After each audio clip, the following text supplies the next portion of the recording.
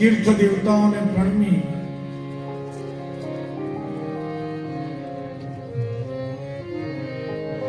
જેની આધ્યાત્મિક ઊંચાઈ એવરેસ્ટને આપી જાય, જેના મનની વિશાળતા આકાશને આપી જાય, જેના હૃદયનું ઉડાણ સમુદ્રને આપી જાય, જેનું સ્મરણ કરતા દુર્મૃત્યુ દૂર ભાગે, સદ વિચારોનો ધોધ વહેવા માંડે અને હૃદય વીણાના તાર ઝણઝણી ઉઠે એવા જગત સુહૃદ ભગવાન શ્રી રંગાવધૂત બાપજી અને વલ્લભાધીશ મહાપ્રભુજીના પાવન ચરણોમાં વંદન કરી વિપ્રવૃંદને પ્રણમી અને જેના હૃદયની અંદર સદૈવ ભગવાન નિવાસ કરે છે એવા સૌ શ્રોતાજનોને વ્યાસ ગાદી ઉપરથી વૈષ્ણવી દિનતાપૂર્વક મારા પ્રણામ. ગઈકાલે આપણે કથા જોતા હતા કે પરીક્ષિત મહારાજે કેટલીક જિજ્ઞાસાઓ કરી છે. પૂછવામાં આવ્યું કે બ્રહ્માજીએ સૃષ્ટિનું સર્જન કર્યું તો એ સૃષ્ટિ કેવી? એ સૃષ્ટિની અંદર 84 લાખ યોની છે. એ યોની કેવી? એમાં દેવ યોની, મનુષ્ય યોની, દાનવ યોની, એ બધી જે યોની છે તે કેવી? એમના આહાર વિહાર કેવા? એમની ધર્મ મર્યાદા કેવી? અને એમનું આયુષ્ય કેટલું? આવા જ્યારે પ્રશ્ન પૂછાય ત્યારે સુખદેવજી મહારાજ પરીક્ષિત રાજાને એવું કહેશે કે રાજન, આવો જ પ્રશ્ન વિદુરજીએ મૈત્રેય મુનિની પાસમાં કર્યો. બોલે આ વિદુરજી કોણ છે? તો કે તારા જ કુળની કથા છે. સરસ મજાની કથા છે. યદા સભાયા ગુરુદેવ દેવ્યા કેશા વિમર્શમ સતકર્મ ગહ્યમ. મહાભારતની બહુ જાણીતી એવી કથા કે કુરુકુલ અને એના 3 સંતાન ધૃતરાષ્ટ્ર, પાંડુ અને વિદુર. ભર સભાની અંદર દુષ્ટ દુશાસને દ્રૌપદીના ચીર ખેંચવા પ્રયત્ન કર્યો અને દુશાસનના કાંડા તૂટી ગયા કે સાડી હે કે નારી હે, નારી હે કે સાડી હે. દ્રૌપદીએ ભીષ્મ દાદા તરફ જોયું, ગુરુ દ્રોણ તરફ જોયું, પણ બધા જ મૌન બેઠા છે. અને ત્યારે દ્રૌપદી ભગવાનને આર્તનાદથી પોકારે છે. દ્રૌપદી જ્યારે આર્તનાદથી પોકારે છે ને, ત્યારે ભગવાન અહીંયા વિશિષ્ટ અવતાર કરે છે.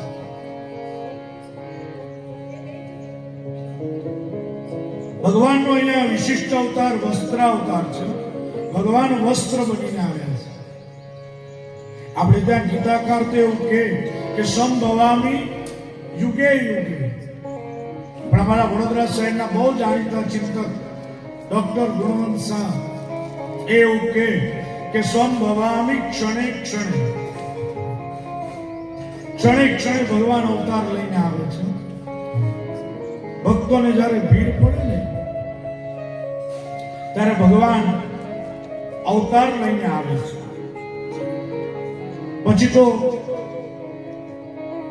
વિદુરજી પોતાના ભાઈને સમજાવે છે, ધૃતરાષ્ટ્રને, કે મોટા ભાઈ, કાયાનો રોગ થયો હોય ને અને ઔષધ લઈએ તો કાયાનો રોગ મટી જાય,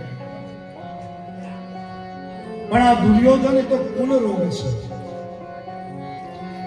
આ 5 પાંડવો આપણા જ ભાઈના દીકરાઓ છે. એમને એમના ભાગની સંપત્તિ આપી દો. મોટા ભાઈ, જેની પાસે આટલા પ્રકારના બળ હોય ને એનો કદાપી વિરોધ થાય નહીં. જેની પાસે પીઠ બળ છે, જેની પાસે પુણ્ય બળ છે, જેની પાસે પિંડ બળ છે, અને ચોથું બહુ મહત્વનું કે જેની પાસે પ્રભુ બળ છે. આ 4 બળ જેની પાસે હોય એનો મોટા ભાઈ વિરોધ ન થાય. આવી જ્યારે વાત થઈ રહી છે, મહાભારતમાં ભગવાન કૃષ્ણ એવું બોલ્યા છે કે જે પાંડવોનો વિરોધ કરે છે ને એ મારો વિરોધ કરે છે, અને જે પાંડવોને પ્રેમ કરે છે તે મને પ્રેમ કરે છે. મોટા ભાઈ, આ 4 વસ્તુ પાંડવો પાસે છે અને એમને એમના ભાગની સંપત્તિ આપી દો. અને ત્યારે દુર્યોધન પોતાના મહેલના પગથિયા ઉતરી રહ્યો છે. એને આ સંવાદ સાંભળ્યો એટલે વિદુરજીની પાસમાં આવે છે અને વિદુરજીને એવું કહે છે કે નીચ, નિર્લજ્જ, અમારું જ અન્ન ખાઈ અને અમારા પગ કાપવાની વાત કરે છે. ચાલો જ અહીંયાથી. વિદુરજી તો હસ્તિનાપુરના મંત્રી હતો, એટલે પોતાનું જે ધનુષ બાણ હતું અને દંડ હતો એ મહેલની બહાર મૂક્યા.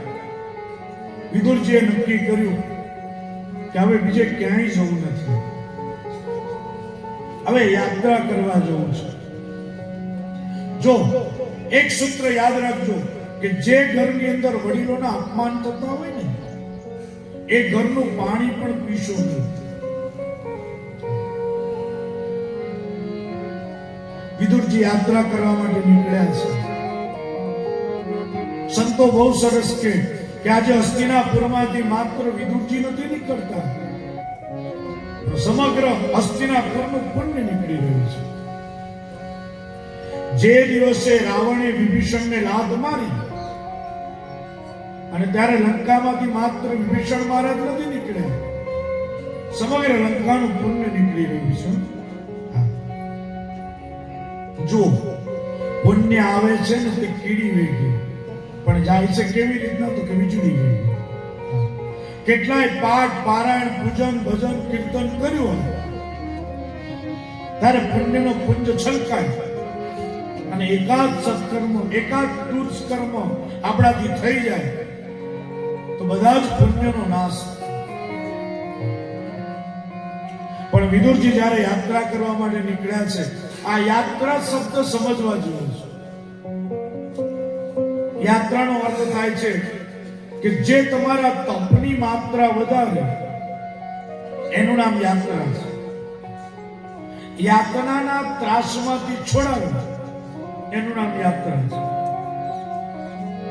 અને પૂજ્ય પાંડુરંગ દાદા તો બહુ સરસ કહેતા કે તમે જે જીવન જીવો છો એના કરતા કોઈ વિશિષ્ટ જીવન જીવવું એનું નામ યાત્રા છે. અને યાત્રા કરવી હોય તો વાહનમાં ન થાય, પેદલ ચાલીને યાત્રા કરવી પડે. જો તમે વાહનમાં બેસીને યાત્રા કરો તો એનું ફળ અડધું થઈ જાય. શાસ્ત્ર એવું કહે છે, યાન મર્દ ફળ મહંતી તદર્ધમ છત્રપાદકે વાણિજ્યમ ત્રિસ્તદા ભાગં સર્વહંતિ પ્રતિગ્રહ. વાહનમાં યાત્રા કરો તો એનું પણ અડધું થઈ જાય. પછી યાત્રાની અંદર તમે છત્રીને પાદુકા રાખો, છત્રી રાખો અને પાદુકા રાખો તો એનાથી અડધું થઈ જાય. પછી યાત્રાની અંદર તમે ધંધો કરો, વેપાર, તો એથી અડધું થઈ જાય. અને પછી કહ્યું છે કે યાત્રાની અંદર જો તમે દાન લો તો એનું ફળ મળતું નથી. એટલે જ્યારે પણ યાત્રા કરવા માટે નીકળો ને, જો યાત્રા કરવા માટે નીકળો ત્યારે વેશ સાદો હોવો જોઈએ. અને યાત્રા કરવા જાઓ ત્યારે નિસંગ થઈને જવાનું. પછી તમે વેવાઈને લઈને જ યાત્રા કરવા જાઓ તો એની આગતા સ્વાગતામાં જ તમારે રહેવું પડે કે તમે ચા પીધી કે નહીં, તમે ભોજન કર્યું કે નહીં. ભરતભાઈ, એ નેશનલ હાઈવે હવે બંધ કરી દેજો.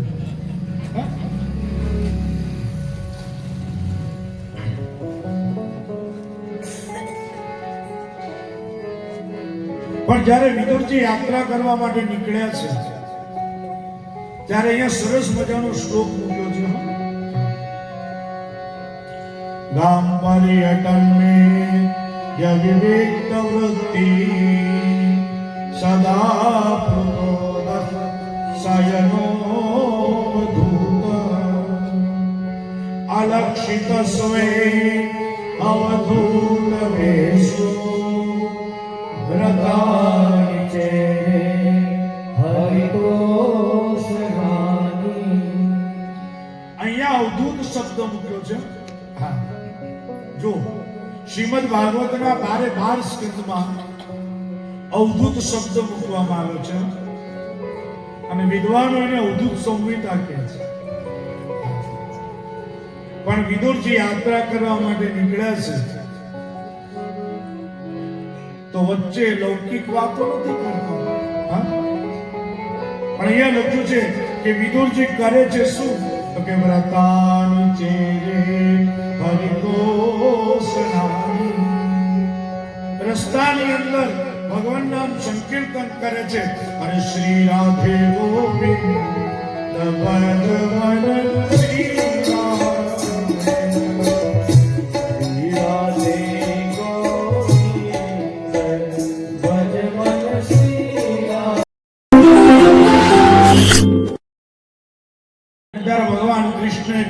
પાર્થને કહો ચડાવે બાણ, હવે યુદ્ધ એ જ કલ્યાણ.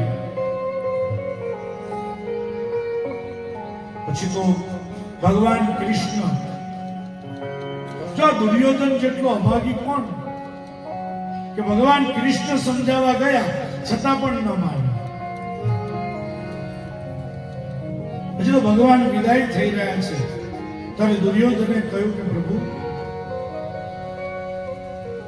તમારા માટે 56 ભોગ બનાવ્યા છે, એ આ પારોકીને જાઓ. જ્યારે 56 ભોગની વાત થઈ ને એટલે ભગવાને કહ્યું કે દુર્યોધન, જે ધર્મ અને નીતિ એ બંનેને નેવે મૂક્યા છે ને, માટે મારાથી તારા ઘરનું અન્ન લેવાય. આ ધર્મ અને નીતિ, આ નીતિ છે ને ધર્મનું અંગ છે.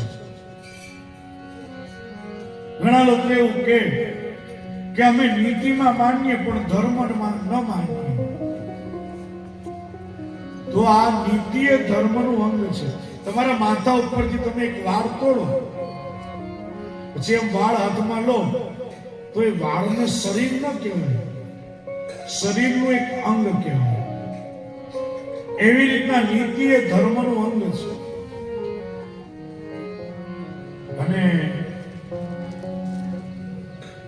આ જે વસ્તુ છે ને એ તમને એક દ્રષ્ટાંતથી સમજાઈ જશે. એક નવોડા સ્ત્રી હતી, લગ્ન થયે પહેલો જ દિવસ હતો અને સાસુમાએ એ નવોડા સ્ત્રીને એમ કહ્યું કે સામે કંદોઈની દુકાન છે ને, એ કંદોઈની દુકાનેથી 1 કિલો ઘી લઈ આવો. હવે નવોડા સ્ત્રીને પહેલા જ દિવસે કામ ન સોંપાય,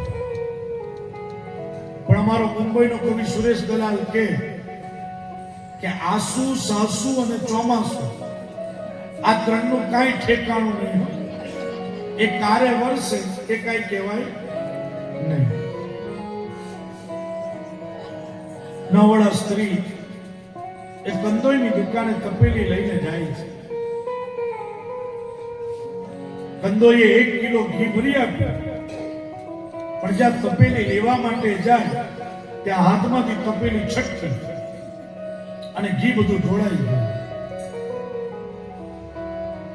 કંદોએ વિચાર કર્યો કે આ નવોડા સ્ત્રી છે, એની સાસુએ પહેલી વાર કામ સોંપ્યું છે, અને જો ઘી લીધા વિના એ ઘરે જશે તો ક્લેશ થશે. ઈકો થોડો ઓછો કરો.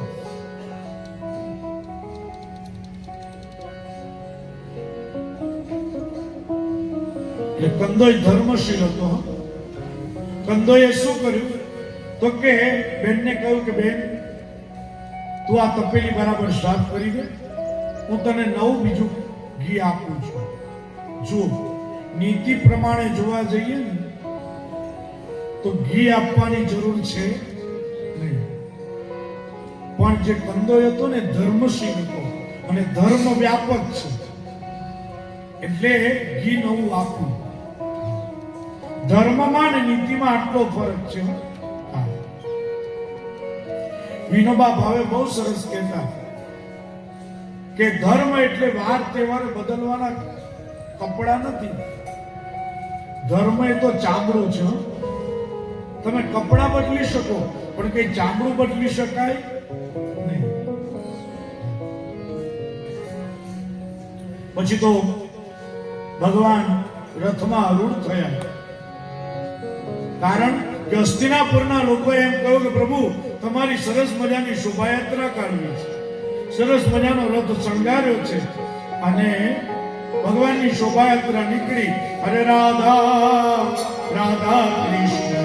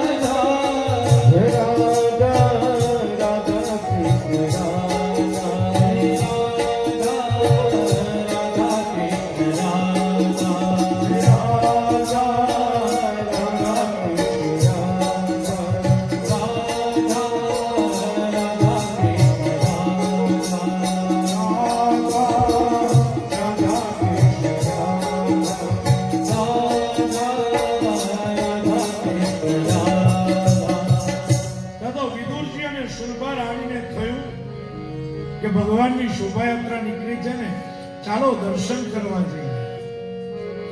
વિદુરજી અને સુરભા રાણી એ ભગવાનના દર્શન કરવા માટે જે આવ્યા ને, ભગવાનની નજર એ વિદુરજી ઉપર પડી. એટલે ભગવાને પોતાના બે કરકમળ ઊંચા કરી અને વિદુરજીને આશીર્વાદ આપ્યા. એટલે સુરભા રાણીને થયું કે ભગવાન વિદુરજીને ઓળખે એટલે એમને આશીર્વાદ આપ્યા, મને ઓળખે નહીં એટલે મને ક્યાંથી આશીર્વાદ આપે? પણ ભગવાન છે કેવા તો કે ભક્તના સંકોચને દૂર કરે છે. એટલે ભગવાને પોતાના જે કરકમળ ઊંચા કર્યા હતા ને, તે વળી પાછા હેઠા મૂકી, વળી પાછા ઊંચા કર્યા, થોડા બાજુ પર કર્યા અને સુરભા રાણીને આશીર્વાદ આપ્યા. અને ત્યારે સુરભા રાણી અને વિદુરજીની આંખમાં આંસુ આવ્યા છે, સજળ નેત્ર બન્યા. પછી તો શોભાયાત્રા પૂર્ણ થઈ ત્યારે ભગવાન પોતાના સલાહકારોને એવું કહે છે કે અહીંયા યમુનાના તટ ઉપર વિદુરજી તપ કરે છે ને, એ વિદુરજીને ત્યાં આપણે જઈએ. અહીંયા તો વિદુરજી ઘડિયાળમાં 12 વાગવાની તૈયારી છે અને પોતાને ત્યાં શાલિગ્રામ ભગવાનની સેવા, એ શાલિગ્રામ ભગવાનની સેવા કરતા કરતા આજે ભોજનની અંદર ભાજી બનાવી છે. એ ઠાકોરજીની સન્મુખ ભાજી મૂકી છે અને જ્યાં જમાડી રહ્યા છે ને, ત્યાં અવાજ સંભળાયો, કાકા, ઓ વિદુર કાકા.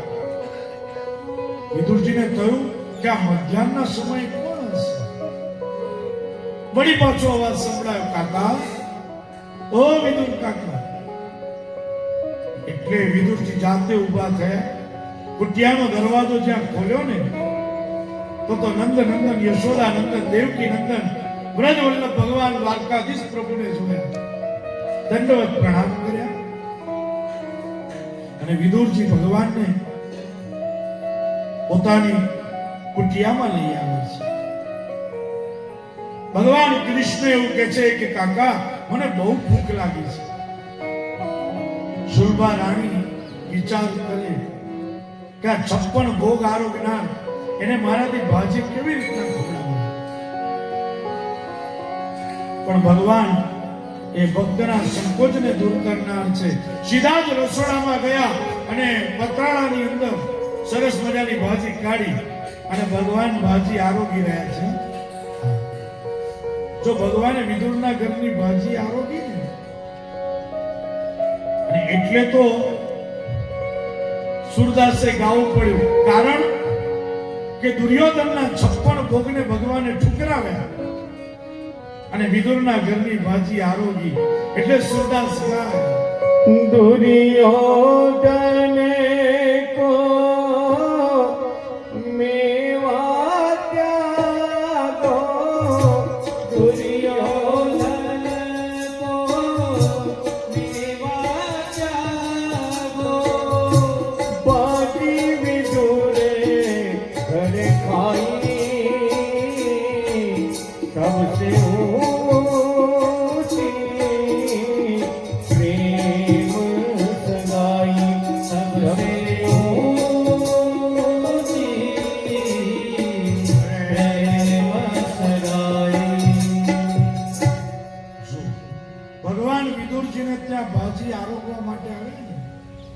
એનું જો મૂળભૂત કોઈ કારણ હોય તો એક જ વસ્તુ છે કે ભગવાનનો ભાવ છે, વિદુરજીનો ભાવ છે.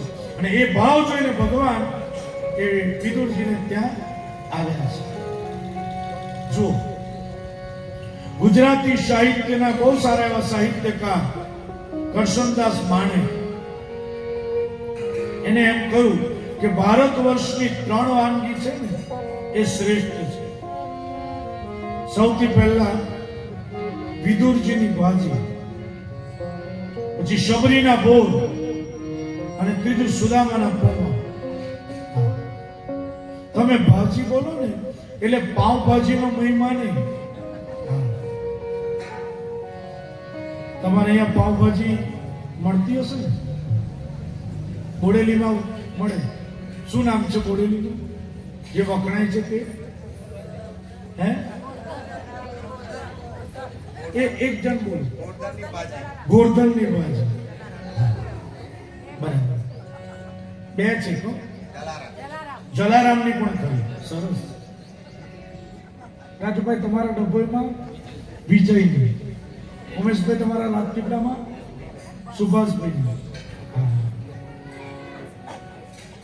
તમે બધાએ તો લાભ આપ્યો એટલે તમને ખબર હોય એટલે જ પૂછું છું પછી બોર બોલીએ ને તો સહજ સબરીની યાદ આવે હા અને પૌવા બોલીએ એટલે સુદામાની યાદ આવે પણ ભગવાન ભાવના ભૂખ્યા છે સુભાષિતકાર કે છે મૂર્ખો વદતિ વિષ્ણાય ધીરો વદતિ વિષ્ણવે દ્વયોસો અર્થ તુલ્યાય વાક્યાહી જનાર્દન કોઈ સંસ્કૃત ન ભણ્યો હોય ને તો એવું બોલે વિષ્ણાય નમઃ પણ જે સંસ્કૃત ભણ્યો છે બધી વિભક્તિઓ ભણ્યો છે તો એવું બોલે વિષ્ણવે નમઃ પણ ભગવાન સાંભળે છે કોણ તો કે દ્વયોસો અર્થ તુલ્યાય ભાવોગ્રાહી જનાર્દન ભાવ કોનો છે જેનું ભગવાન સાંભળે છે જો આપણે ત્યાં પુષ્ટિ સંપ્રદાયમાં એક સરસ મજાની કથા છે કે પદ્મનાભ દાસ કરીને અકિંચન વૈષ્ણવ જેને મનોરથ કર્યો કે મારે ઠાકોરજીને 56 ભોગ ધરાવવા છે જો તમને વચમાં એક બીજી વાત કહી અબ્દુલભાઈએ સુશેનભાઈને કહ્યું સુશેનભાઈએ મને જે કહ્યું તે હું તમને કહી દઉં એટલે તમે બધા પ્રસન્ન થઈને બેસી શકો એવી વસ્તુ છે હા આજે બે વિરામ પડવાના છે કથામાં વિશેષ એક 4 વાગે અને બીજી 5:30 વાગે બે વિશેષ હા કારણ કે આજે તો એકાદશી ને તમે કેટલા બધા પરિશ્રમિક થયા હો હા તો હવે કેટલા વાગે છે તો પછી એમને તૈયારી બતાવવી પડે ને હા શું છે તે તમને આવડે કહેવાનું નથી નીકળ તમારું ધ્યાન કથામાં નહીં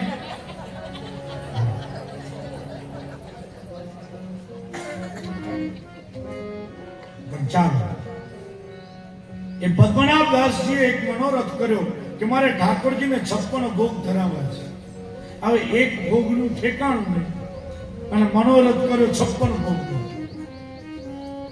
આ તો વૈષ્ણવ ભક્ત ને બજારમાં ગયો ચણા લઈ આવ્યો ચણા બરાબર શેકી નાખ્યા અને ઠાકોરજી પાસે 56 પડિયા ગોઠવે પછી એક ચણો મૂકે ને એવું કે આ મગજ છે બીજો મૂકે મોહનથાળ છે આ ઘૂઘરા છે આ જલેબી છે પછી તો ચણાય ખૂટ્યા એટલે જે છોતરા હતા ને છોતરા મૂકીને કહે છે કે આ પાપડ છે આ પાપડી છે પછી ઠાકોરજીને એવું કહે છે કે પ્રભુ ભોગ આરો કરો બીજી બાજુ વલ્લભાધીશ મહાપ્રભુજી ભગવાનને નિત્ય 56 ભોગ ધરાવે અને ઠાકોરજી સાથે મહાપ્રભુજી વાત કરે એટલે મહાપ્રભુજીએ પૂછ્યું કે પ્રભુ આજ ભોગ में कैसो आनंद आयो અને ત્યારે ભગવાને એવું કહ્યું कि वो पद्मनाभ दास जी के छालों में जो आनंद आयो वो आही नहीं પેલા મારા વૈષ્ણવ ભક્તે મને છોતરા ધરાવ્યા અને એ આરોગવાની જે મજા આવી એ મજા મને અત્યારે અહીંયા નથી આવી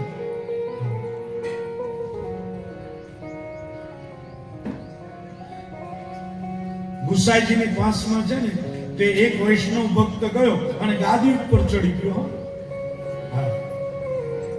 હવે એ જે વૈષ્ણવ ભક્ત હતો ને તે પોતાના ઠાકોરજીનું નામ પૂછવા આવ્યો હતો કે મારે મારા ઠાકોરજીનું શું નામ પાડવું એટલે ગુસાઈજીએ કહ્યું જે ગાદી પર ચડી ગયો એટલે કહું પરે પરે એટલે કે દૂર રહે.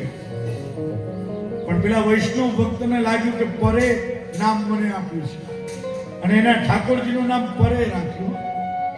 અત્યારે બેઠકજી હું ભૂલતો ના હોય તો પરેની બેઠક એવું કહેવાય છે. એટલે ઠાકોરજી તમારો ભાવ જોવે છે.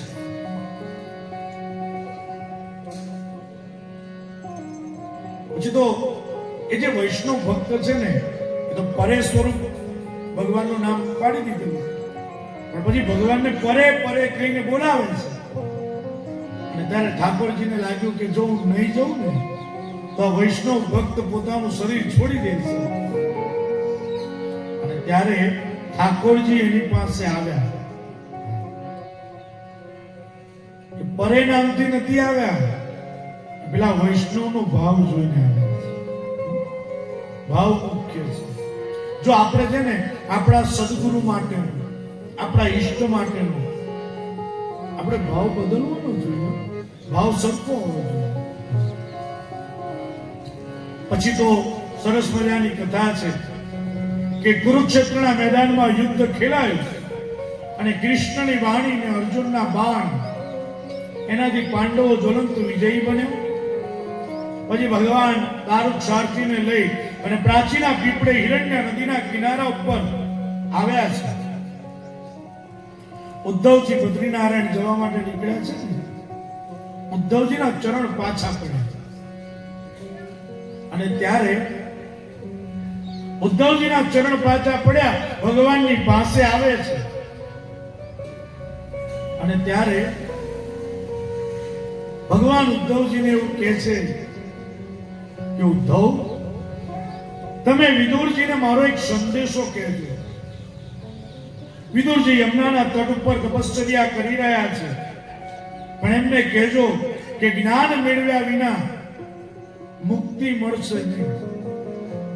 એટલે જ્ઞાન મેળવવા માટે એ મૈત્રીય મુનિની પાસમાં જાય. અહીંયાથી ઉદ્ધવજી નીકળ્યા. સાયંકાળનો સમય થવાની બિલકુલ તૈયારી છે. વિદુરજી કુટિયાની બહાર બેઠા છે. ભગવાન ભાસ્કર અસ્ત થવાની બિલકુલ તૈયારી. પક્ષીઓ ઉડી ઉડી અને માળામાં જઈ રહ્યા છે. યમુનાજીનો જલપ્રવાહ ખડખડ વહી રહ્યો છે. અને ત્યારે સફેદ વસ્ત્રની અંદર આવતા એક પુરુષને જોયા. જ્યારે સફેદ વસ્ત્રમાં પુરુષને આવતા જોયા ને વિદુરજીને થયું કે આ કોણ હશે?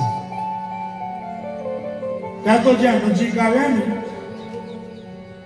તો બન્યું એવું કે ઉદ્ધવજીને જોયા.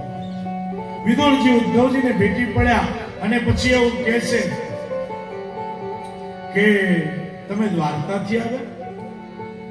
પેલો નાનકડો સાંબ મજામાં છે, પ્રદ્યુમ્ન મજામાં છે, અનિરુદ્ધ મજામાં છે, અષ્ટપટ્રાણીઓ મજામાં છે. અને છેલ્લે પૂછ્યું કે ભગવાન કૃષ્ણ મજામાં છે? ત્યારે ઉદ્ધવજીના આંખના ખૂણા ભીના થઈ ગયા. ઉદ્ધવજીએ કહ્યું કે વિદુરજી, હું તો ભગવાનનો સંદેશો કહેવા માટે આવ્યો છું. ભગવાને ભૂતલ ઉપરથી વિદાય લીધી અને ત્યારે 3 જણને યાદ કર્યા છે. સૌથી પહેલા અર્જુનને યાદ કર્યા, ત્યારબાદ ભીષ્મદાદાને યાદ કર્યા અને ત્રીજા આપને યાદ કર્યા. અને મને એમ કહ્યું કે વિદુરજીને જઈને કહી આવો કે જ્ઞાન મેળવ્યા વિના સિદ્ધિ નહીં મળે. જ્ઞાન મેળવવા માટે મૈત્રેય મુનિની પાસમાં જજો. પણ ભગવાનના ભૂતલ ઉપરથી વિદાય થવાના જે સમાચાર સાંભળ્યા અને વિદુરજી ખૂબ કલ્પાંત કરી રહ્યા છે. વિદુરજી આ શોકને દૂર કરવા માટે ભગવાનના ગુણાનુવાદ ઉદ્ધવજીના મુખે સાંભળે છે. અહીંયા તૃતીય સ્કંદની અંદર સંક્ષિપ્ત કૃષ્ણ ચરિત્ર છે કે ભગવાન મથુરાની જેલમાં જન્મ્યા, ગોકુળમાં ગયા, ભગવાને પૂતના માસીને વિધાર્યા, અગાસુર, બકાસુર, ધેનકાસુર, પ્રલંબાસુર, કાલિય નાગનું દમન કર્યું, ગોપીજનો સાથે રાસ રમ્યા, કચરી આંગળીએ ગોવર્ધનને ધારણ કર્યું. આવી અનેકવિધ કથાઓ કહેવાઈ રહી છે. અને કથા સાંભળતા સાંભળતા વિદુરજી કહે છે કે હે ઉદ્ધવ, આ સમય ક્યાં જતો રહ્યો? સમય તો જતો રહ્યો, પણ સાથે સાથે અમારો શોક પણ જતો રહ્યો. પછી તો ઉદ્ધવજી વિદાય થયા. આ બાજુ વિદુરજી સીધા જ મૈત્રેય મુનિની પાસમાં આવે છે.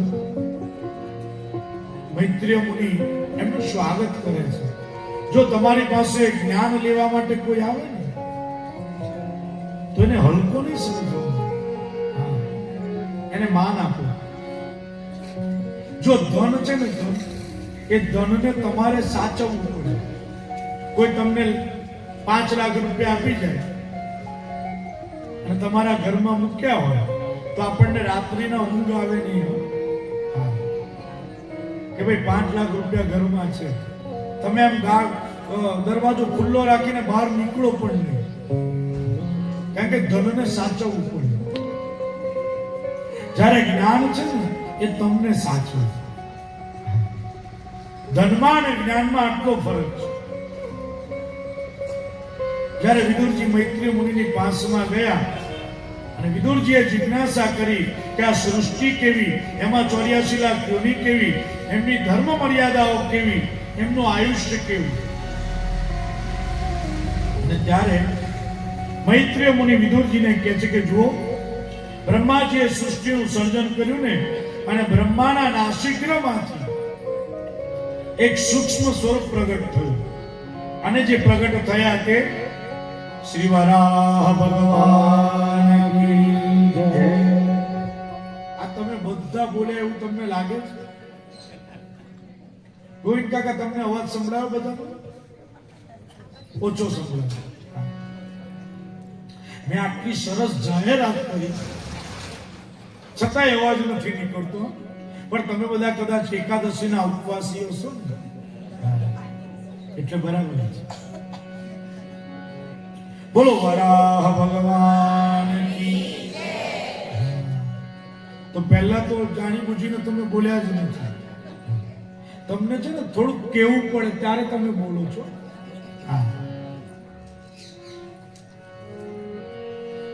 વરાહ ભગવાન જ્યારે પ્રગટ થયા ત્યારે કેવા લાગે છે કે કમાલ નીલો સિદ્ધવંત કોટ્યા શામક્ષિપંતો ગજલીલયાંગ પ્રગણાય બદ્ધા જલયોનું વાક્યે વિરંચી મુખ્યા ઉપદ્રસ્તુરીસમ. વરાહ ભગવાન પ્રગટ થયા અને વાદળોને વિખેરતા વિખેરતા જઈ રહ્યા છે, અને ભગવાનના કેસ એ ભૂમિ ઉપર પડી, અને જે ઉગ્યું તે દર્ભ છે. અને દર્ભ પવિત્ર છે, કારણ કે ભગવાનના કેસ. આ દર્ભ છે ને, તે જન્મથી મૃત્યુ સુધી આપણી સાથે છે. તમે જોજો કે બાળકનો જન્મ થાય પછી છઠ્ઠી લખવાની હોય ત્યારે દર્ભની એક સળી મૂકવામાં આવે, અને એ દર્ભની સળીથી છઠ્ઠી લખાય. આજે તો લોકો પેન મૂકે છે, યુગ બદલાયો ને, પણ વાસ્તવમાં મૂકવાનું છે દર્ભની સળી. પછી તમારે બધા સંસ્કારો કરવા હોય તો પણ એમાં દર્ભ જોઈએ. યજ્ઞ કરવો હોય તો યજ્ઞની અંદર પણ શું જોઈએ? દર્ભ જોઈએ.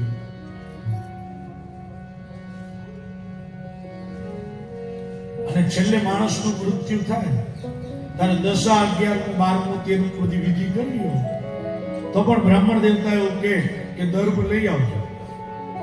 કારણ શું? તો કે દર્ભ પવિત્ર છે. વરાહ ભગવાનનું સ્વરૂપ કેવું છે? જીતન જીતન તે જીત યજ્ઞ ભાવન ત્રયીં તનુષવા પરિગર્ભવતે નમઃ. વરા ભગવાનનું સ્વરૂપ યજ્ઞ સ્વરૂપ છે. જો કોઈ ઠેકાણે યજ્ઞ થતો હોય ને તો તમે જોજો, સરસ મજાનો મંડપ બાંધ્યો હોય, યજ્ઞની વેદીઓ રચાઈ હોય, યજ્ઞ કુંડ જે હોય ને એમાં 3 પરિધિ હોય, સફેદ, લાલ અને કાળી. કર્મકાંડમાં કર્મકાંડીઓ કે ઉપરી મેઘલાયામ શ્વેતવર્ણાલંકૃતાયામ ઓમ વિષ્ણવે નમઃ વિષ્ણુમાવાયામ સ્થાપયામિ.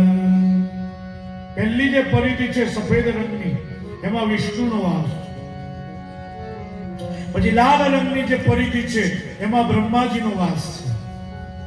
અને છેલ્લે કાળા રંગની જે પરિધિ છે એમાં ભગવાન રુદ્રનો વાસ છે. આ 3 પરિધિ છે એ ભગવાનની ડોક છે. પછી ચૂંદડીની વચ્ચે પૂર્ણાહુતિ વખતે સરસ મજાનું શ્રીફળ હોય અને એ શ્રીફળ ઉપર ચૂંદડી વીંટાળી હોય, સર્વાને સૂચિની વચમાં શ્રીફળ મૂક્યું હોય અને પછી બ્રાહ્મણ દેવતા મંત્રો ભણે. ઓમ સામુદ્રાદોર્મેર્મધુમા ઉદારદુપાદુષુના સામપ્રેતત્વમાનટા વેદસ્ય નામ ગુજ્યંજનસ્તે દિત્વા દેવા નામ પ્રેતસ્ય નાભિઃ. આવા સરસ મજાના મંત્રો ભણાય. અને એ જે મંત્રો ભણાય છે ને ત્યારે એ શ્રીફળ સર્વાને સૂચિની વચમાં રાખવામાં આવે. પછી પૂર્ણાહુતિ થાય એટલે શ્રીફળ મૂકવામાં આવે અંદર. પણ એ જે શ્રીફળ છે એવું ભગવાનનું મુખ છે. રાજુભાઈ આવો આગળ.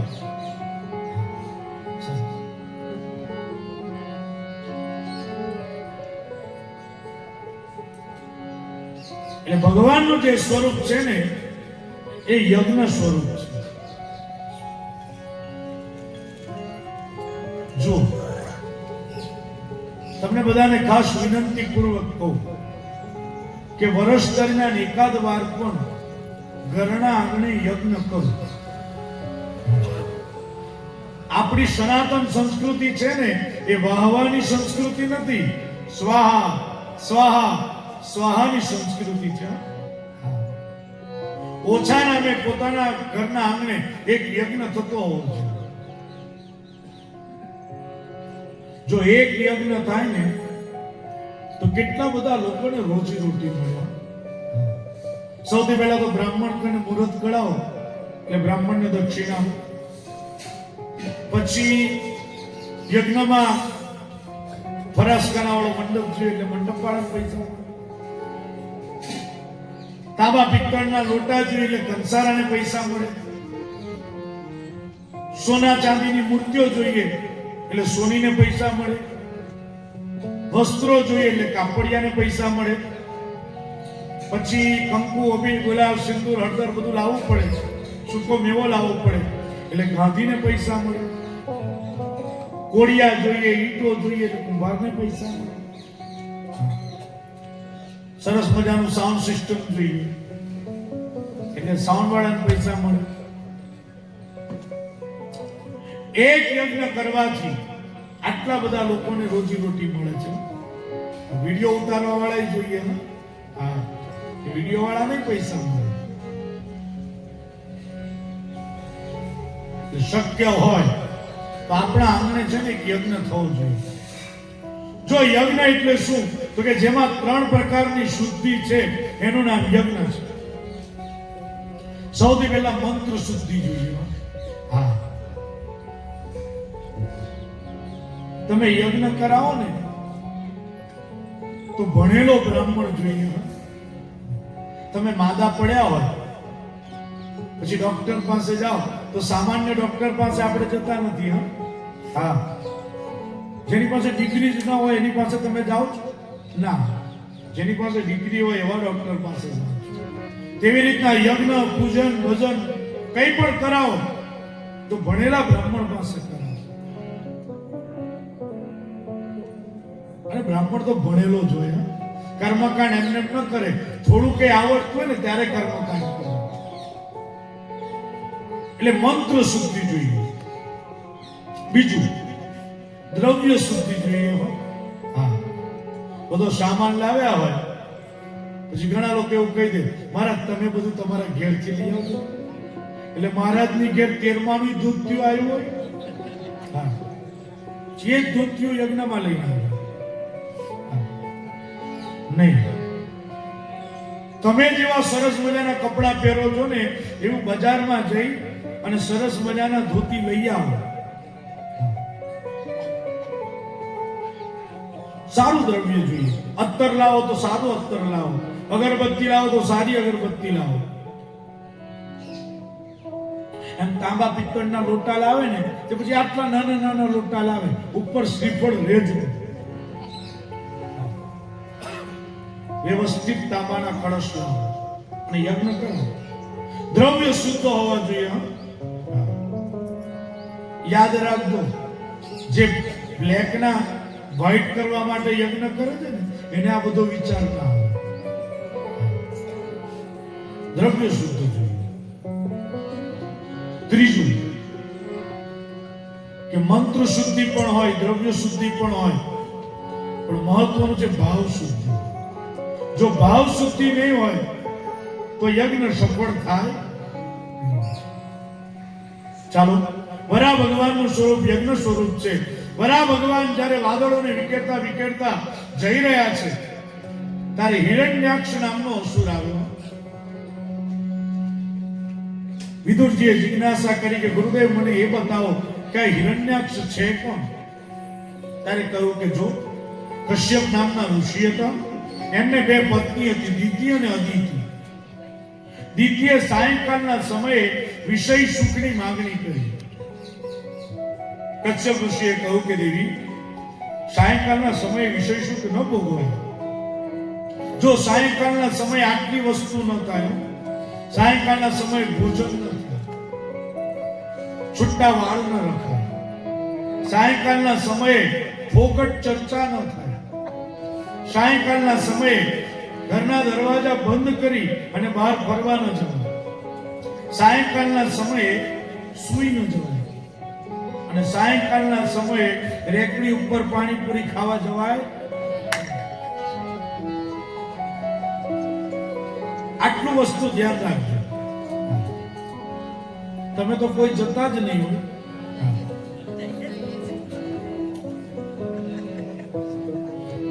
પણ દિતિ માન્યા નહીં અને સાયંકાળના સમયે વિષય સુખ ભોગ્યું. અહીંયા તો એવું લખ્યું છે ભાગવતમાં કે કશ્યપ ઋષિએ જ્યારે મના કરીને ત્યારે દિતિએ કર્યું શું? તો કે હસંતિ યસ્યા ચરિતમ હિ દુર્ભગા. એક એવું હાસ્ય ને નેત્ર કટાક્ષ કર્યો કે કશ્યપ ઋષિ જેવા કશ્યપ ઋષિ પણ ચલિત થઈ ગયા. વિષય સુખ ભોગ્યું અને કશ્યપ ઋષિએ તો સ્નાન કરી સૂર્ય સૂક્તનો પાઠ કર્યો. પણ દિતિને બહુ પશ્ચાતાપ થયો. દિતિને થયું કે આ સાયંકાળના સમયે મેં વિષય સુખ ભોગ્યું એ યોગ્ય નથી. પોતાના પતિની પાસે આવી પાલો પાથરી અને માફી માંગે છે કે મારાથી બહુ મોટો અપરાધ થયો. ત્યારે કશ્યપ ઋષિએ કહ્યું કે સાયંકાળના સમયે વિષય સુખ ભોગવ્યું છે ને, માટે એનું ફળ તો ભોગવવું પડશે. તમારે ત્યાં અસુર પુત્ર જન્મ પણ તમને પશ્ચાતાપ થઈ રહ્યો છે એટલે એને ત્યાં જે પુત્ર જન્મ છે ને એ પરમ ભગવદીય છે. દિતિએ 100 વર્ષ સુધી ગર્ભને ધારણ કર્યો પણ પ્રસૂત કર્યા વિના છૂટકો નતો. અને જે પ્રસૂત થયા એ હિરણ્યાક્ષ અને હિરણ્યકશિપુ. જો હિરણ્યાક્ષ અને હિરણ્યકશિપુનો અર્થ થાય છે, હિરણ્યાક્ષનો અર્થ થાય હિરણ્ય એટલે સોનું અને અક્ષ એટલે આંખ. હવે આંખમાં સોનું હોય, બહેનો નાકમાં પહેરે, કાનમાં પહેરે, ગળામાં પહેરે, હાથમાં પહેરે. અને રજપૂત સ્ત્રીઓ હોય, રજપૂતાણી, તે પગમાંય પહેરે સોનું. પણ આંખ આંખમાં સોનું આપણે જોયું નથી. હા, પણ આંખમાં સોનું એટલે શું? એક સ્કૂલ છૂટેલી, છોકરાઓ બધા જતા હતા, એમાં એક છોકરાએ બૂમ પાડી કે મને સોનાની ગીની મળી, સોનાની ગીની મળી, સોનાની ગીની મળી. એટલે એક દાદા રસ્તા પરથી જતા હતા ને, એ દાદા તરત જ બોલ્યા કે આ છોકરાની જગ્યાએ જો આપણે હોઈએ ને તો આવી બૂમ પાડીએ નહીં. એ ગીની તરત ખિસ્સામાં મૂકી દઈએ. આજે ગીની ખિસ્સામાં મૂકો છો ને એ હિરણ્યાક્ષ છે. બીજાની સંપત્તિ પડાવી લેવી ગમે, એનું નામ હિરણ્યાક્ષ. અને હિરણ્ય કશિપુનો અર્થ થાય છે, હિરણ્ય એટલે સોનું અને કશિપુ એટલે ઉશીકુ. સંપત્તિનું ઉશીકુ કરીને જે સૂવે છે તે હિરણ્ય કશિપુ છે. એક બીજી કથા પણ છે કે 4 સનત કુમારો ભગવાનના દર્શન કરવા માટે જ્યારે વૈકુંઠમાં ગયા ત્યારે જય વિજય નામના 2 પાર્ષદોએ છે ને ભગવાનને અટકાવ્યા, સનત કુમારોને અટકાવ્યા. એટલે સનત કુમારોએ જય વિજયને શ્રાપ આપ્યો કે તમે અસુર થઈ જાઓ. જય વિજય ભગવાન પાસે જાય છે ને ભગવાનને એવું કહે છે, આ તમારા ભક્તોએ અમને શ્રાપ આપ્યો છે. બોલે બ્રહ્મચારીના મુખમાંથી શબ્દો નીકળ્યા છે ને માટે મિથ્યા તો નહીં થાય, પણ જો તમે 7 ભવ સુધી મારી સાથે મારી ભક્તિ કરશો તો 7 ભવ પછી તમે મને પ્રાપ્ત કરશો, અને 3 ભવ સુધી જો વેર કરશો તો 3 ભવ પછી તમે મને પ્રાપ્ત કરશો. તમે નક્કી કરો. એટલે જય વિજય બંને જણા બાજુ પર ગયા, મસલત કરી, માએ વાત કરવા મળ્યા કે આ ભક્તિનો માર્ગ, લપસનો માર્ગ, 7 જન્મ સુધી ભક્તિ કરીને એમાં કઈ લપસી તો 7 49 જન્મ લગી મેળ નહીં પડે. એના કરતા ભગવાન સાથે 3 ભવ વેર કરી લઈશું. એટલે બંને જણાવ્યા અને ભગવાનને કહે છે, પ્રભુ અમે 3 ભવ સુધી તમારી સાથે વેર કરશું. ભગવાને કહ્યું કે જો વેર કરવાનું છે પછી હાથ જોડવાના નથી. બોલે નહીં પ્રભુ, વેર કરી લઈશું. અને એ જે 3 ભવ થયા એમાં સૌથી પહેલા હિરણ્યાક્ષ અને હિરણ્યકશિપુ, બીજું રાવણ અને કુંભકર્ણ, અને ત્રીજો છે શિશુપાલ અને દંતવક્ર. આ બાજુ ભગવાને હિરણ્યાક્ષ સાથે જ્યારે યુદ્ધ થયું, પણ અહીંયા તો એવું લખ્યું છે કે ભગવાને પહેલા માર ખાધો. આપણે પિક્ચરમાં નથી જોતા કે હીરો જે હોય તે વિલન ની સાથે યુદ્ધ થતું હોય, લડતા હોય તો પહેલા હીરો માર ખાય અને પછી વિલન ને પતાવી દે. એવી રીતના અહીંયા ભગવાને પહેલા માર ખાધો અને પછી એ હિરણ્યાક્ષ નામના અસુરને વિદાર્યો. જ્યારે હિરણ્યાક્ષને વિદાર્યો ને, ભગવાને તો સમુદ્રમાંથી પૃથ્વી બહાર કાઢી હતી અને પૃથ્વી મુખમાં મૂકી હતી. કારણ ભગવાનને ખબર હતી કે આવા અસુરો મારી સામે આવશે અને જો હાથમાં પૃથ્વી હશે તો હું યુદ્ધ કરી શકું નહીં. ચાલો, પછી તો અહીંયા 10 પ્રકારની સૃષ્ટિ બતાવી છે. 6 પ્રકારની પ્રાકૃતિક, 3 પ્રકારની વૈકૃતિક અને 1 પ્રકારની મિશ્રી, એવી 10 પ્રકારની સૃષ્ટિ બતાવી. અહીંયા કાળની ગણતરી બતાવી છે કે 2 પરમાણુ ભેગા કરો ત્યારે 1 અણુ થાય, 3 અણુ ભેગા કરો ત્યારે 1 ત્રિશ્રેણુ થાય, 3 ત્રિશ્રેણુ ભેગા કરો ત્યારે 1 ત્રુટિ થાય, 100 ત્રુટિ ભેગી કરો ત્યારે 1 વેદ થાય, અને 3 વેદ ભેગા કરો ત્યારે 1 લવ થાય. લવ એટલે ઇંગ્લિશનો નહીં, હા, સમયની સંજ્ઞા છે. પછી 3 લવ ભેગા કરો ત્યારે 1 નિમેષ થાય, અને 3 નિમેષ ભેગી થાય ત્યારે 1 ક્ષણ થાય. ઘડિયાળમાં લોલક હોય ને તે આમથી આમ થાય, એ 1 ક્ષણ કહેવાય. પછી 60 ક્ષણ બરાબર 1 મિનિટ, 60 મિનિટનો કલાક, 12 કલાકની રાત્રિ, 12 કલાકનો દિવસ, 24 કલાકનો એક આખો દિવસ, પછી 7 દિવસનું અઠવાડિયું, 15 દિવસનું પખવાડિયું, 30 દિવસનો મહિનો, 2 મહિનાની એક ઋતુ. પછી 3 ઋતુ બરાબર એક અયન, ઉત્તરાયણ અને દક્ષિણાયણ. 14 જાન્યુઆરી આવશે ને એટલે ઉત્તરાયણ થશે. ઉત્તરાયણના સૂર્ય થાય. એ મકરની અંદર સૂર્ય આવે એને ઉત્તરાયણ કહેવાય. અને 2 અયન જ્યારે ભેગા થાય ત્યારે એક વર્ષ બને. ભાઈ 5 વર્ષ, 10 વર્ષ, 15 વર્ષ, 25 વર્ષ, 50 વર્ષ, 100 વર્ષ, 500 વર્ષ, 1000 વર્ષ એવી ગણતરી આખી બતાવી છે. જે આપણે ત્યાં 4 યુગ છે: સતયુગ, ત્રેતા, દ્વાપર અને કળિયુગ. જો કળિયુગના જેવો યુગ નહીં. સતયુગની અંદર તમે ધ્યાન કરો ને તો ભગવાનની પ્રાપ્તિ થાય. ત્રેતાની અંદર યજ્ઞ કરો તો ભગવાનની પ્રાપ્તિ થાય. દ્વાપરમાં ભગવાનનું પૂજન કરો તો ભગવાનની પ્રાપ્તિ થાય. અને કલયુગમાં કલયુગ કેવલ નામ યાદારા. કલયુગની અંદર માત્ર ભગવાનનું નામ લો ને તો તમને મુક્તિ મળી જાય. પણ જો આજે દેખાતું જગત છે ને એ જગત કેવું છે? પૂજ્ય રંગવદૂત બાપજીએ એક પ્રભાત્યમાં બતાવ્યું છે. રાજુભાઈ, પિંડ બ્રહ્માંડની ખંડ રચના કરી લક્ષ 84 બનાવી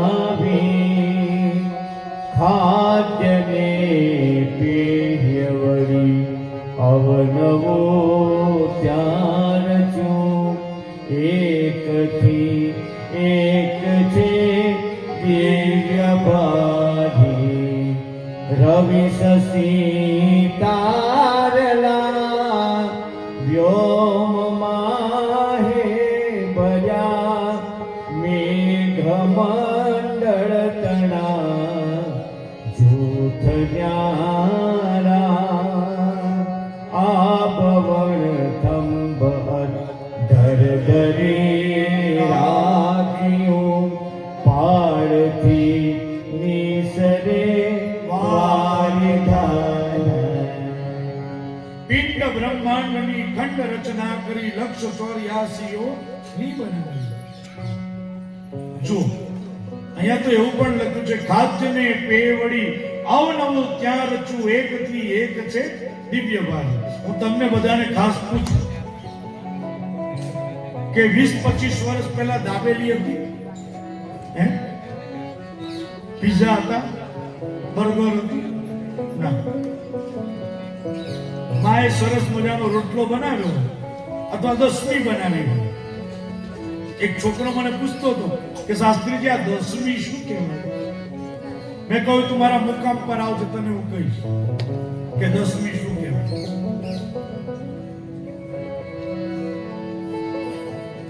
અને એ કહીને છે ને માણસ ખેતરમાં 8-10 કલાક કામ કરતો. આજે તો પાવે પહોંચો અને એ પહોંચો.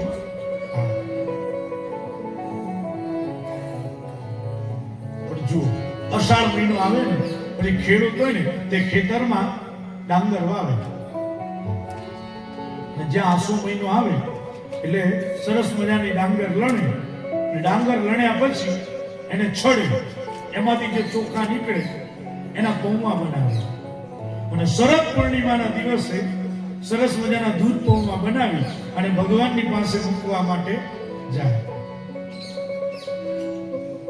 એકલા ભગવાનને તો દૂધ પૌવા જ ધરાવાય. બટેકા વાળા બનાવ્યા હોય તે ના મુકાય.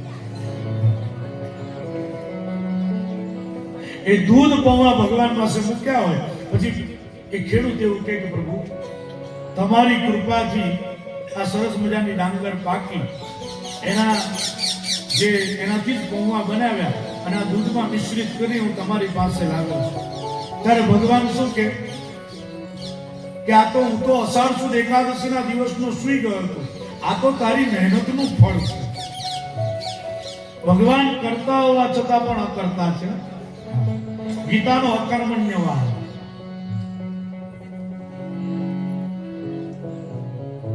પણ એક કવિએ છે ને આ જગતને જોયા પછી પોતાની કલમ ઉપાડી અને લખી નાખ્યું, આ ઘટા બનાવી સામાને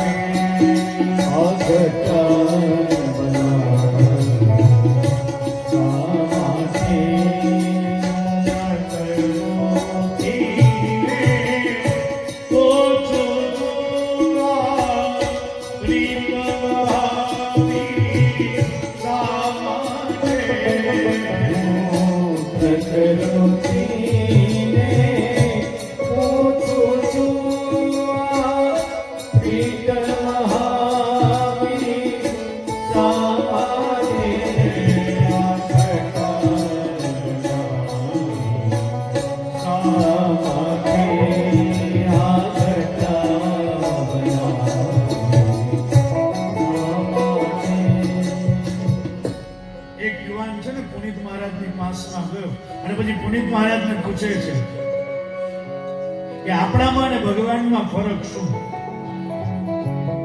ભગવાને અગ્નિ બનાવ્યો તો પછી આપણે ઇલેક્ટ્રિસિટી ઊભી કરી. ભગવાને જળ બનાવ્યું તો એ જળને આપણે વોટર બોક્સ દ્વારા આપણા ઘરમાં લઈ ગયા. તો આપણામાં અને ભગવાનમાં ફરક શું? એટલે પુનિત મહારાજે કહ્યું કે હું તને એક પ્રશ્ન પૂછું છું ને એમાં તને જવાબ મળી જશે. આ ખેતરમાં આપણે બી વાવીએ છીએ, એ બી કોને બનાવે? તે બનાવે? તારા પિતાજીએ બનાવે? એમના પિતાજીએ બનાવે? યુવાન જવાબ ના આપી શક્યો. અને ત્યારે પુનિત મહારાજે કહ્યું કે જો ભગવાનમાં ને આપણામાં ફરક શું?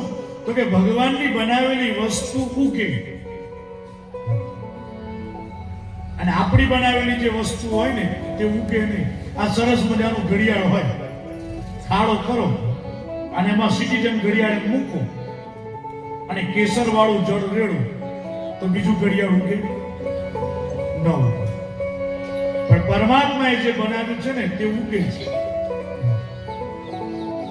આપણામાં ને પરમાત્મામાં આટલો ફરક છે. પછી પ્રકૃતિએ જવાબ આપ્યો, પ્રકૃતિ બોલી મુસ્કાઈ છોડ કુમાર સ્વાર્થ સદાઈ, છોડ કુમાર સ્વાર્થ સદાઈ, કર્મયો કે નિષ્કામ બની જા, જીવી જા બીજા માટે ઘટા બનાવી, તે માટે ઘટા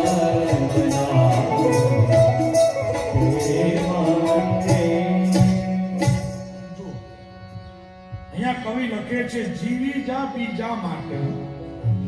મેં તમને કહ્યું હતું પહેલા દિવસે કે ભગવાને જો તમને આપ્યું હોય ને તો બીજાને આપીને રાજી થાઓ. અમારા કૃષ્ણ શંકર દાદા બહુ સરસ કહેતા કે આપણે કાળના ખપ્પરમાં એક દિવસ ખપી જવાના છે, તો કોઈના ખપમાં આવીએ. તમે બધા યોગી થાઓ ને એમાં મને જરાય વાંધો નથી, પણ યોગીની સાથે તમારે બીજાને ઉપયોગી થવું. સ્વામી રામચંદ્ર બહુ સરસ કહેતા કે તમે ઉકરડાની ભાવે તેની ટીકા નિંદા કરો, પણ જો ઉકરડો ન હોય ને તો ખેતરમાં સારા પાક પાણી થાય. આ પરમાત્માએ જે કંઈ બનાવ્યું છે ને એ બધું મંગળ છે. પછી તો આગળની જે કથા છે, તૈયાર છે? તો આપણે 5-10 મિનિટની રિસેસ પાડીએ અને પછી તરત જો આજે એકાદશી છે ને એટલે ઘણા ભક્તોનો ભાવ હોય કે આજે અમારે બધા વૈષ્ણવને આ પીવડાવવું છે, કે મારી પાસે પૂછવા આવે છે કે તમે રિસેસ આપશો વચ્ચે. મેં કહ્યું તમે બધા પીવડાવતા હોય તો મને શું વાંધો છે?